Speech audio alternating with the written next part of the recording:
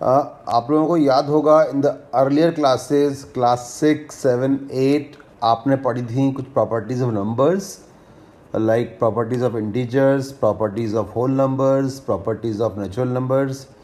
और क्या थी वो प्रॉपर्टी, अगर आपको नाम याद आ रहे हो तो commutative law, associative law, distributive law. Basically उन्हीं सब प्रॉपर्टीज़ को हम अप्लाई करेंगे अब सेट्स के लिए। तो properties of union of two sets, ये हमारा फर्स्ट टॉपिक है आज का। नाउ फर्स्ट प्रॉपर्टी है हमारी कम्यूटेटिव लॉ। अगर आपको याद हो तो आपने पढ़ा है छोटी क्लासेस में कि 2 + 3 = 3 + 2 या 5 × 7 = 7 × 5। मीन्स हम किसी भी ऑर्डर में ऐड कर सकते हैं, हम किसी भी ऑर्डर में मल्टीप्लाई कर सकते हैं। तो हम बोला करते थे कि addition of natural numbers is commutative या multiplication of natural numbers is commutative. Similarly अब हम बोलेंगे यहाँ पर, अगर आप ए और बी का निकालते हैं यूनियन या बी और ए का निकालते हैं यूनियन तो वैल्यू सेम आएगी। तो याद करिए डिफरेंस क्या हो रहा है, नंबर्स की जगह तो सेट आ गए हैं और ऑपरेशंस वहाँ प्लस माइनस इंटू डिवाइड थी, अब ऑपरेशंस हो गई है यूनियन। तो आप पढ़ेंगे इसको कि union of two sets is commutative. तो union of two sets is commutative because आप किसी भी ऑर्डर में कंबाइन करिए उनको, answer will be same. Next property अगर आपको याद हो, एसोसिएटिव लॉ। अगर आपके पास एक से ज़्यादा नंबर होते थे तो 2 + 3 + 5 या फिर 2 + 3 + 5, तो आप क्या करते थे, आप दो नंबर्स की ग्रुपिंग करते थे और उसके आंसर को थर्ड नंबर से ऐड करते थे, आपका आंसर सेम आता था। तो आप कहते थे कि addition of number is associative. आप दो नंबर्स को करेंगे एसोसिएट और फिर आंसर को लिंक करेंगे थर्ड से। Same thing happen with union also. तो ए यूनियन भी पहले कर लिया आपने, उसके आंसर को यूनाइट कर दिया विद सी, या पहले आपने कर लिया बी यूनियन सी, जो आंसर आया उसको यूनाइट कर दिया विद ए, तो वैल्यू विल बी सेम। तो यू विल से कि union of sets is associative. इस प्रॉपर्टी को फॉलो कर रहा है, आगे बढ़िए। Now this is new property, law of identity element. A के अंदर आप किसको यूनाइट कर दें कि ए आ जाए, that is called law of identity element. यहाँ पे आइडेंटिटी क्या है, 5। ये प्रॉपर्टी भी पहले पढ़ी हुई है आपने, याद करिए। 5 के अंदर हम क्या ऐड कर दें कि 5 आ जाए, तो इसका आंसर होता है 0। तो हम 0 को क्या बोलते हैं, 0 को बोलते हैं हम एडिटिव आइडेंटिटी।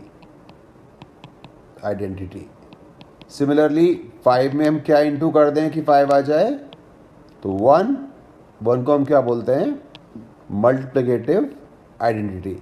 तो जिस नंबर को ऑपरेट करने से we get back the original number, उसको बोलते हैं हम identity number.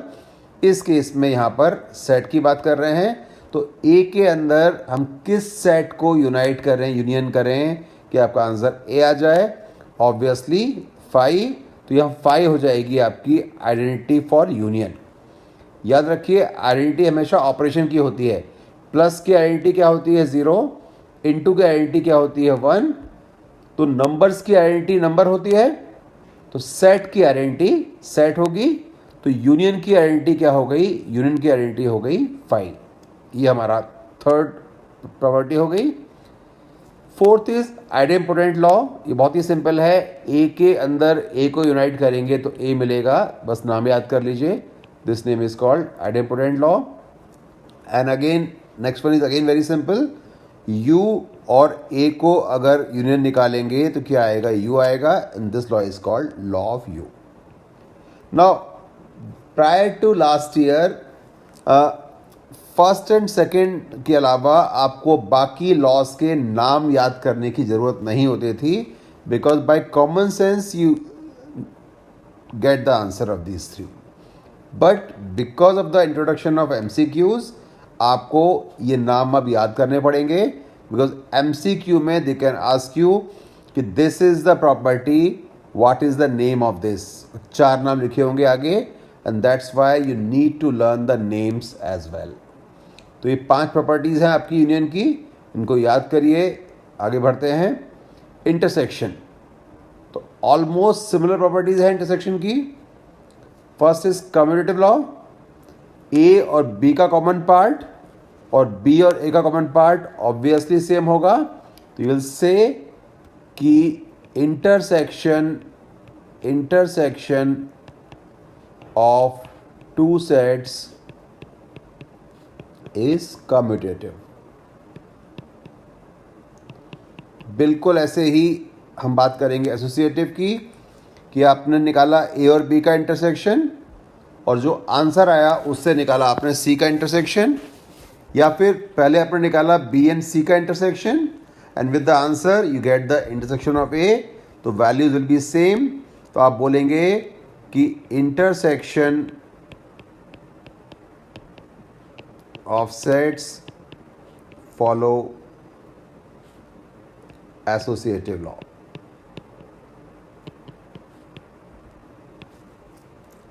Then law of phi क्या बोलता है आपसे कि फाई और ए में अगर कॉमन निकालेंगे तो क्या आएगा, फाई आएगा. That is law of phi.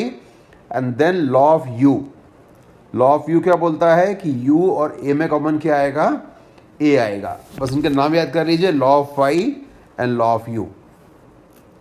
Again इसको याद करना आसान है, बिकॉज ये नेम दोनों में बिल्कुल सेम है. आइडेम्पोटेंट लॉ, तो याद रखिए आइडेम्पोटेंट लॉ जब होता है यूज, तो हर जगह ए होता है. This was the case for union and this is the case for intersection. By common sense you can answer the question, you can answer the property, but name is important for 1 markers. And then comes distributive law. और distributive law important law है, इसका use होता है questions में. और आप इसको याद कैसे करेंगे, आप इसको याद करेंगे जो हमारा डिस्ट्रीब्यूटिव लॉ था नंबर्स के लिए, a into B plus C, a into B plus A into C. आप करते हैं अक्सर इसको use. 3 into X plus Y, तो आप क्या कहते हैं 3x plus 3y. This is distributive law. तो देखिए a अब यहाँ पे आ गया intersection, bracket b union c. तो इसको देखिए आप इंटू की तरह से, इसको देखिए आप प्लस की तरह से, फिर देखिए क्या होगा इस रूल से, a इंटू बी. तो a into B plus a into C. तो आपको कोई भी दिक्कत इसको समझने में नहीं होगी. तो इसको हम पढ़ते हैं कि इंटरसेक्शन डिस्ट्रीब्यूट्स ओवर यूनियन. जैसे यहाँ पढ़ते थे हम कि मल्टीप्लिकेशन डिस्ट्रीब्यूट्स ओवर एडिशन. तो बाहर मल्टीप्लिकेशन है जो कि डिस्ट्रीब्यूट हो रहा है, देखिए 2 बार, एक बार बी पर एक बार सी पर. तो सिमिलरली यहाँ पर क्या है, इंटरसेक्शन डिस्ट्रीब्यूट हो रहा है, एक बार बी के ऊपर एक बार सी के ऊपर. तो वी रीड इट इन कि जो इंटरसेक्शन है आपका, इंटरसेक्शन डिस्ट्रीब्यूट्स ओवर यूनियन. अब सेट्स के अंदर इसका उल्टा भी ट्रू होता है. अगर बाहर यूनियन हो, अंदर हो इंटरसेक्शन, तो भी करता है distribute. A union B intersection A union C. और अगर दोनों सिंबल सेम हो तो भी करता है distribute. A union B union A union C. अगर सारे इंटरसेक्शन हो तो भी करता है distribute. A intersection B intersection A intersection C. तो ये सारे ही लॉज डिस्ट्रीब्यूटिव लॉ हैं. यहाँ डिस्ट्रीब्यूट हो रहा है intersection over union, second case में डिस्ट्रीब्यूट हो रहा है यूनियन ओवर इंटरसेक्शन, थर्ड में हो रहा है यूनियन ओवर यूनियन, और फोर्थ में हो रहा है इंटरसेक्शन ओवर इंटरसेक्शन। तो हम क्वेश्चंस करेंगे तो you will see all these results. Then properties of complement of sets, बहुत ही सिंपल प्रॉपर्टी है, केवल नाम याद कर लीजिए। Complement laws, A union A dash is U. A और ए डैश को अगर कंबाइन कर देंगे तो क्या बन जाएगा, यू बन जाएगा। ए और ए डैश में कॉमन क्या आता है, nothing, that is 5। De Morgan's laws, A union B complement is equal to A complement intersection B complement. A intersection B complement equal to A complement union B complement. इसको याद कर लीजिए। Law of double complement, complement का complement करेंगे तो क्या आ जाएगा, ए आ जाएगा। And law of empty set is 5 dash equal to U, and law of universal set that is U dash equal to 5। 5 dash क्या होता है, अगर 5 डैश निकालेंगे that will be U minus 5, कितना हो जाएगा, यू हो जाएगा। अगर आप यू डैश निकालेंगे तो by definition you minus you कितना हो जाएगा, 5 हो जाएगा। इन सारे लॉस को आप बहुत ही आराम से वेन डायग्राम्स के थ्रू वेरीफाई कर सकते हैं। आप वेन डायग्राम ड्रॉ कीजिए लेफ्ट साइड का, वेन डायग्राम ड्रॉ कीजिए राइट साइड का, you will see both are equal. Venn diagram draw कीजिए लेफ्ट साइड का एंड राइट साइड का, you will see both are equal. तो आइदर बाय कॉमन सेंस और by Venn diagram you can easily verify all these properties. तो let us सी properties को कैसे use करते हैं। Will see two examples, will see two different examples use the properties. देखिए, for all sets A B and C show that A minus B intersection A minus C equal to A minus B union C. अब आपको एक चीज़ समझनी है कि जो properties देखी हैं आपने, properties are all about union, intersection and complement. Nothing was there for difference. तो डिफरेंस के लिए A minus B you can use a alternative symbol A intersection B dash. इससे फ़ायदा क्या होगा, इससे आपका डिफरेंस हट जाएगा और आप इसको यूज़ करके you can use the different properties. देखिए, स्टार्ट करते हैं इस क्वेश्चन को। Right hand side A minus B union C. Now I have no property for difference, that's why first I will remove this symbol by using this particular formula. तो I can write A intersection B union C complement. ध्यान से देखिए, B की place पे क्या आ गया है, B की प्लेस पे आ गया है B union C, and B union C तो आपने लिख दिया A intersection B union C complement. अब ये भी देखा आपने फॉर्मूला डी मॉर्गन्स लॉ, यहाँ पे यूज करिए डी मॉर्गन्स लॉ, क्या हो जाएगा, B complement intersection C complement. तो यहाँ पर तो यूज किया आपने, लिख दीजिए यहाँ पर using A minus B equal to A intersection B dash, और सेकेंड केस में आपने यूज किया डी मॉर्गन्स लॉ। अब आपको क्लियर दिखाई दे रहा है कि it is a case of distribution law. तो A intersection B dash intersection A intersection C dash, तो डिस्ट्रीब्यूशन लॉ लगा दिया आपने, distribution of intersection over intersection, जैसा मैंने एक्सप्लेन किया था अभी। और फिर से आप जो फर्स्ट स्टेप में आपने यूज किया है symbol this one, A intersection B dash को you can write A minus B, और ए इंटरसेक्शन सी डैश को you can write A minus C, and that is your left hand side, it is proved.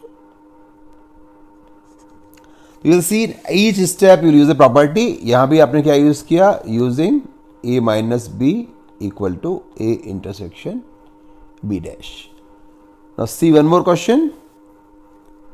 a minus b union a intersection b equal to a. यहाँ पे हम left side को ले सकते हैं, a minus b union a intersection b copy किया हमने। Again A minus B आ गया है, तो ए माइनस बी को you can write A intersection B dash union A intersection B. तो आपने लिख दिया इसके अंदर using A minus B equal to A intersection B dash. If you see it carefully, आपके पास डिस्ट्रीब्यूशन लॉ हो रहा है यूज। देखिए कैसे हो रहा है, रिवर्स यूज हो रहा है। डिस्ट्रीब्यूशन लॉ हो रहा है reverse use, A intersection B dash union A intersection B को we can write A intersection B dash U B. That means distribution of intersection over union, and we know that B dash union B कितना होता है you, और ए और you में से common क्या आएगा A, that is your right hand side, hence proved. तो बुक के अंदर आपकी जस्ट 2 or 3 क्वेश्चंस हैं on this that you can easily do by using these properties. तो ये बहुत ही रेयर टॉपिक है और बहुत ही कम क्वेश्चन इस पर बुक के अंदर दिए हुए हैं, only in the miscellaneous exercise. अब प्रॉपर्टीज के बाद जो दूसरा पार्ट आता है, we cannot prove all the questions through properties. So there are some questions जहां पर आप प्रॉपर्टीज को अप्लाई ही नहीं कर पाते, तो वहां पर आपको कुछ नोटेशंस यूज करने होते हैं। Let us see what notations. जैसे कि अगर आपने बोला कि x belongs to a union b, तो अगर आप कह रहे हैं कि कोई एलिमेंट a यूनियन b के अंदर है, that means that element is either in a और इन b। When you are saying कि एलिमेंट कहीं भी हो सकता, यहां पे कहीं भी है, that is A union B, that means that element may be here, may be here, may be here, that element may be in A or in B. When you say X belongs to A intersection B, so what you are seeing, what you are saying, X belongs to A and X belongs to B. तो कोई भी element अगर इस जगह पे है, that means वो element या तो ए में है या फिर sorry that element is both in A and B, क्योंकि it's a common part. Third, when you use a symbol X belongs to A dash, तो X belongs to A dash का मतलब क्या है कि एक्स ए से बाहर है, तो X does not belong to A, that is the notation. Fourth notation याद करिए, x belongs to a minus b. Again go back to your Venn diagram to understand this. जब हम कहते हैं x belongs to a minus b, means x belongs to a and x does not belong to b. This is the fourth notation. अब learn the fifth notation. Fifth notation is x belongs to PA. तो कोई भी power set का element है, तो जो भी power set के एलिमेंट्स होते हैं वो गिवन सेट के सबसेट होते हैं। तो आपके पास एक सेट A है, A से बनाओगे आप सबसेट्स, फिर बनाओगे आप पावर सेट। तो जो पावर सेट के एलिमेंट्स होंगे वो ऑब्वियसली A के सबसेट्स होंगे। तो any element of power set is a subset of A. Number 6, अगर आपसे बोला जाता है कि A is a subset of B, तो इस केस में क्या होता है, X belongs to A implies X belongs to B. तो whatever is in A that will also be in B, because A is a subset of B. तो whatever is in A that will also be in B. या आप इसका उल्टा बोल सकते हो कि अगर कुछ बी के अंदर नहीं है तो वो ए के अंदर भी नहीं होगा। That is the second thing. एक और इंटरप्रिटेशन है इसका, अगर ए के अंदर एक सेट है एक्स, तो x is subset of A, this implies x will also be a subset of b. तो ये सारे नोटेशंस आपको आने चाहिए कि कोई भी एलिमेंट अगर बिलोंग करता है ए यूनियन बी को, तो इसका मतलब क्या है, what is the meaning of this, what is the meaning of this. तो बेसिकली ये सारी डेफिनेशंस हैं जो क्वेश्चंस को सॉल्व कराती हैं, and then we have a method to prove certain questions. जहां पर भी आप प्रॉपर्टीज को यूज नहीं कर पाते और आपको कोई स्टेटमेंट प्रूव करना है, समथिंग इक्वल टू समथिंग, इसको I am writing left hand side L, इसको मैं लिख रहा हूं S। तो what you will do, basically हम क्या यूज कर रहे हैं, right one more thing, seventh, if A is a subset of B and B is a subset of A, तो A will be equal to B। This seventh notation हम use करेंगे to prove the questions. तो ऐसे questions में आप क्या करेंगे, आप एक एलिमेंट्स लेंगे belonging to left hand side. अब इस पार्ट को आप सॉल्व करेंगे through notations, I will explain it later. और सॉल्व करते करते कहां पहुंच जाएंगे आप पहुंच जाएंगे राइट हैंड साइड पर। तो आपने स्टार्ट किया था, कोई चीज लेफ्ट हैंड साइड में है एंड दैट गिव्स यू कि वो चीज राइट हैंड साइड में भी है। तो अभी भी पढ़ा था आपने, x belongs to A implies x belongs to B, तो क्या होता है, A is a subset of B होता है। तो left hand side is a subset of right hand side हो जाएगा। और ऐसे ही आप स्टार्ट करोगे बाय टेकिंग RHS, कोई एलिमेंट है RHS के अंदर, इसको आप सॉल्व करोगे थ्रू प्रॉपर्टीज, आप कहाँ पहुंच जाओगे, x belongs to left hand side. तो राइट से लेफ्ट पहुंच रहे हो, तो इसका मतलब क्या हो गया कि जो आपकी राइट हैंड साइड है वो सबसेट है लेफ्ट हैंड साइड का। ये आपका 1 हुआ, ये आपका 2 हुआ। तो from 1 and 2, because left side right का सबसेट है, राइट साइड लेफ्ट का सबसेट है, आप बोलोगे left hand side is equal to right hand side. I am quite sure कि ये चीज आपको समझ में नहीं आई होगी, तो इसको समझने के लिए विल टेक अ एग्जाम्पल, उससे आपको समझ में आएगी कि हम क्यों कर रहे हैं ऐसा। But one thing is required कि आपको ये सारे नोटेशन जरूर आने चाहिए बिफोर वी गो फर्दर। देखिए, एक क्वेश्चन है आपकी बुक में एग्जाम्पल्स में कि if A intersection B equal to A union B, show that A equal to B। अब इसमें प्रॉपर्टीज को यूज करने के लिए, बिकॉज आपको प्रूव करना है A इक्वल टू B, तो how can you use the properties directly. तो व्हाट यू विल डू, आप प्रूव करोगे दो बातें। आप पहले प्रूव करोगे कि A is a subset of B, फिर आप प्रूव करोगे B is a subset of A, और इन दोनों से आप प्रूव करोगे A इक्वल टू B। तो लर्न दिस कि 3 स्टेप हमारा प्रोसीजर है, 1 2 एंड 3। तो we'll prove first कि A is a subset of B, then we'll prove B is a subset of A, and from these two we will deduce that A equal to B. इसके लिए आप क्या करोगे, you will start let X is a element belongs to A। आपने start कर दिया, let X belongs to A, that is your left hand side। मैंने लिखा था पीछे कि आपको स्टार्ट करना है X belongs to left hand side। अब ध्यान से देखिए, कोई भी चीज अगर A के अंदर है तो ऑब्वियसली वो A यूनियन B के अंदर भी होगी। जो भी चीज A के अंदर है, बिकॉज ये आपका A यूनियन B है, तो आपने A को रिप्लेस कर दिया A यूनियन B से, तो anything is in A, that thing will also be in A union B। अब क्वेश्चन में आपको गिवन है कि A union B is equal to A intersection B, तो आपने रिप्लेस कर दिया A इंटरसेक्शन B, क्योंकि गिवन है।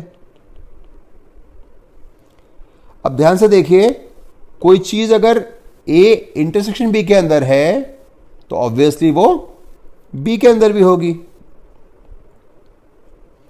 ये 3 स्टेप देखिए ध्यान से। X belongs to A means X belongs to A union B। कोई चीज अगर A के अंदर है तो by default that thing will also be in A union B। आपको गिवन है कि A union B is equal to A intersection B, और कोई चीज़ अगर इंटरसेक्शन में है तो वो बी के अंदर भी होगी, that is x belongs to B. तो आपको क्या मिल गया? आपको मिल गया because x belongs to A gives us x belongs to B. ऐसा कब होता है? कोई चीज़ अगर ए के अंदर हो तो बी के अंदर भी होगी। हमने सीखा था नोटेशन अभी भी, कोई चीज़ अगर ए के अंदर भी हो तो बी के अंदर भी होगी। ऐसा होता है when A is a subset of B. ये आपने प्रूव कर दिया हमारा फर्स्ट पार्ट। बिल्कुल ऐसे ही अब हम चलेंगे रिवर्स। इसी प्रोसीजर को हमको रिवर्स यूज करना है। अब हमने कहा let y belongs to b। एक एलिमेंट है राइट साइड के अंदर, जैसे मैंने लिखा था, then you will take right hand side. अब इससे आगे बढ़ा दीजिए। अगर y b के अंदर है तो y will also belongs to a union b, and then use the steps, same steps. y belongs to a intersection b, because ये दोनों इक्वल है, आपको दिया हुआ है, इट इज गिवन। और y अगर a यूनियन b के अंदर है तो y a के अंदर भी होगा। तो देखिए क्या मिल गया आपको, because y belongs to b gives you y belongs to a। तो कोई चीज अगर b के अंदर है and you can say from this कि वो a के अंदर भी होगी। ऐसा कब होता है? when b is a subset of a, that is your 2, तो from 1 and 2, तो because a is a subset of b and b is a subset of a, so we can say a equal to b. These are some unique questions जो students को problem करते हैं इन set theory. That is the only part जहां पे बच्चों को थोड़ी problem आती है। तो थोड़ा सा आपको इस वे ऑफ राइटिंग की प्रैक्टिस करनी पड़ेगी कि how to express these questions. I will take one more question so that you are comfortable. If PA equal to PB,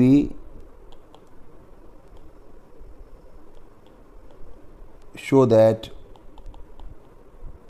A equal to B. ये आई थिंक उल्टा question था ये। If A equal to B,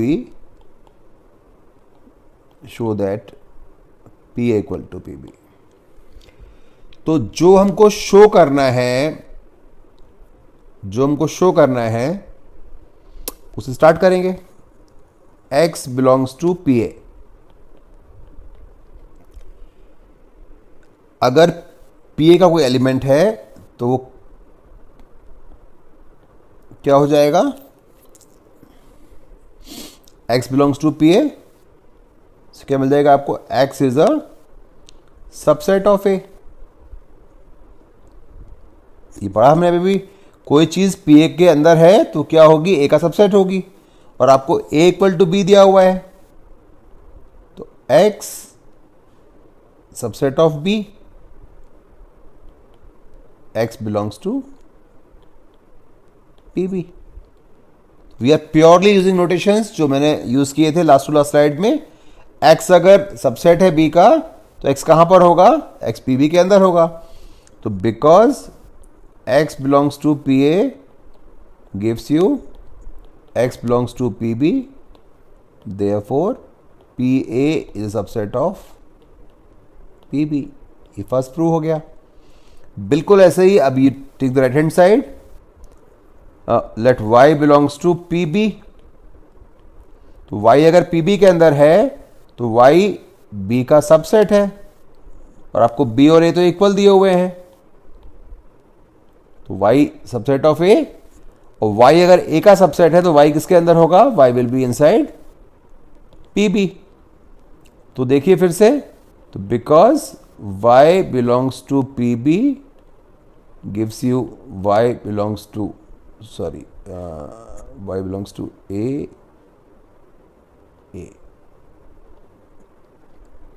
y belongs to PA, तो क्या मिल गया इससे आपको? Therefore PB is a subset of PA, that is your second statement. From 1 and 2 you can safely say कि PA equal to PB.